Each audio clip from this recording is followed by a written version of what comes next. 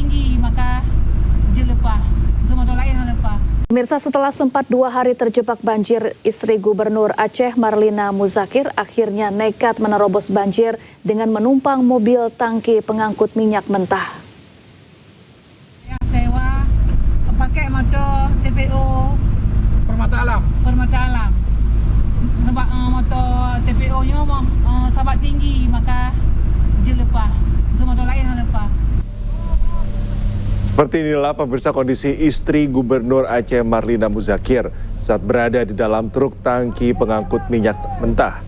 Marlina akhirnya berhasil menyelamatkan diri setelah 2 hari terjebak banjir di kawasan Pantebreh, Simpang Sunudon, Kabupaten Aceh Utara. Marlina dan rombongan awalnya hendak pulang menuju Banda Aceh setelah menyalurkan bantuan bagi korban banjir. Tanpa diduga, banjir semakin besar hingga rombongan terjebak di jalan. Setelah 2 hari terlunta-lunta, Marlina akhirnya berhasil menyelamatkan diri setelah menumpang mobil tangki pengangkut minyak mentah yang tengah melintas.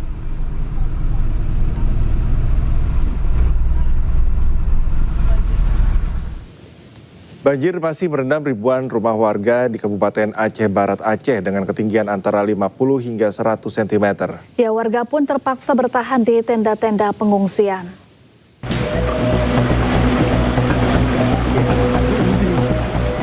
Di Desa Pasir Masjid, Mayurebo, Aceh Barat Aceh, banjir masih merendam dengan ketinggian sekitar 50 cm hingga 1 meter. Datangnya air yang tiba-tiba membuat banyak warga tak lagi sempat menyelamatkan apapun, kecuali pakaian yang melekat di tubuh. Di pengungsian, kehidupan juga tak lebih mudah. Pasokan makanan yang terbatas, selimut yang tidak cukup untuk semua, dan suhu malam yang menusuk membuat banyak anak yang kedinginan. Kalau ketinggian air masih 1 meteran, setelah itu karena air tinggi, jadi warga memilih untuk mengungsi, juga memilih untuk menyelamatkan diri karena memang sudah tidak ada lagi tempat untuk berteduh. Seperti itu, Pak. Apa yang dibutuhkan warga Pasir Masjid ini? Untuk saat ini mungkin kami membutuhkan suplai makanan, obat-obatan juga. Saat ini, banjir akibat hujan deras yang melanda Kabupaten Aceh Barat Aceh telah meluas ke 10 kecamatan.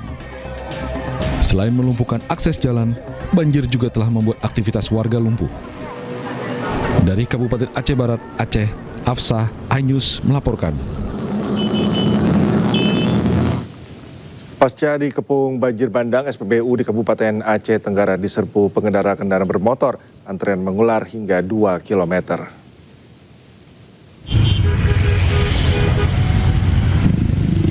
Salah satu SPBU yang tak luput dari antrean pengendara adalah SPBU di Desa Lawe Kihing, Kecamatan Bambel, Aceh Tenggara.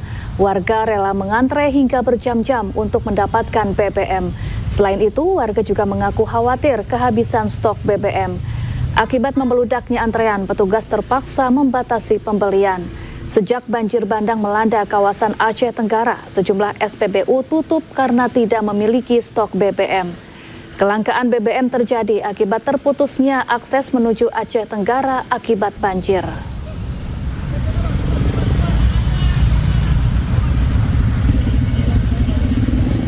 Pemirsa, jumlah korban meninggal dunia di wilayah Kabupaten Agam, Sumatera Barat terus melonjak. Hingga kini total korban meninggal dunia mencapai 74 orang, sementara 78 orang lainnya belum ditemukan.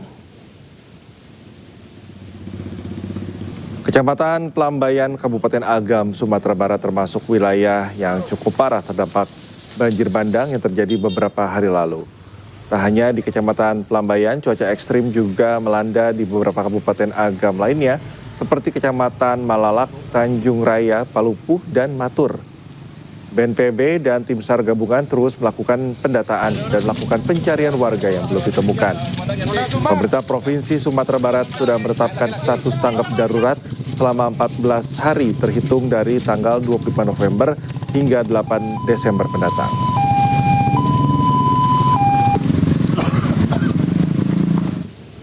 Ratusan hektar lahan pertanian dan rumah warga terendam banjir bandang di Kabupaten Solok setelah hujan dengan intensitas tinggi mengguyur wilayah ini dalam beberapa hari terakhir.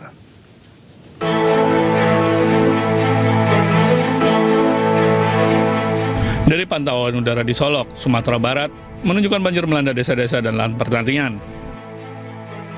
Aliran air tak lagi tertampung, sehingga meluber ke permukiman warga. Di beberapa titik, genangan air berubah menjadi arus deras yang mengancam keselamatan jiwa. Gelombang banjir bandang dan tanah longsor telah menerjang Pulau Sumatera, yang mengakibatkan sedikitnya 84 orang meninggal dunia dan ribuan orang mengungsi. Kami dari Kodim 03 Solo dalam menghadapi bencana ini kami membantu Pemda. Kami mengerahkan sekitar 200 orang untuk membantu penanggulangan bencana banjir dan longsor di wilayah Kodim Solo, termasuk di Kabupaten Solok. Ketua DPRD Kabupaten Solok meminta Presiden Prabowo untuk segera membantu upaya penanggulangan bencana di daerah tersebut. Kami minta bantuan pada Presiden Republik Indonesia Pak Prabowo Subianto, mudah-mudahan segera memberikan bantuan terutama untuk kebutuhan primer karena ada masyarakat kita yang rumahnya sudah tidak ada lagi, dan mudah-mudahan tindak lanjut setelah pasca bencana ini bisa membantu Kabupaten Solok untuk pembangunan baik infrastruktur yang sudah rusak, jalan, jembatan, ataupun areal persawahan masyarakat yang memang ratusan hektar yang terdampak oleh bencana banjir dan kalodo di Kabupaten Solok ini. Pemerintah Kabupaten Solok telah menetapkan status darurat bencana selama 14 hari, bertujuan untuk mempercepat operasi bantuan logistik dan pemulihan desa-desa yang terisolir oleh lumpur, puing-puing, dan jalan yang teruntuh. Banjir bandang di Sumatera Barat yang membawa material lumpur dan kayu menyapu permukiman warga. Ya, akibat insiden ini banyak korban terjebak dan tertimbun lumpur.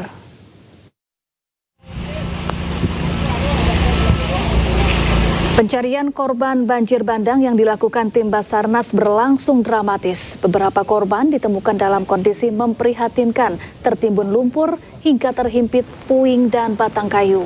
Proses evakuasi juga berlangsung sangat sulit. Lumpur yang pekat membuat setiap langkah terhambat. Namun tim gabungan tak berhenti berpacu dengan waktu menjangkau korban berikutnya. Hingga malam ini proses pencarian masih terus berlangsung. Setiap korban yang ditemukan baik hidup maupun meninggal dunia langsung dievakuasi ke rumah sakit terdekat.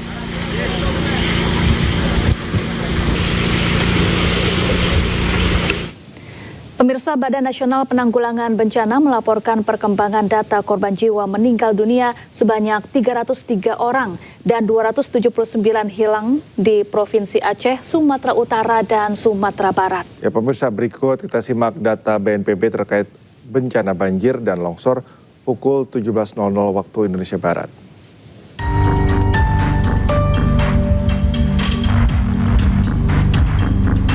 Untuk Provinsi Aceh, pemirsa, sebanyak 47 meninggal dunia dan 51 orang hilang.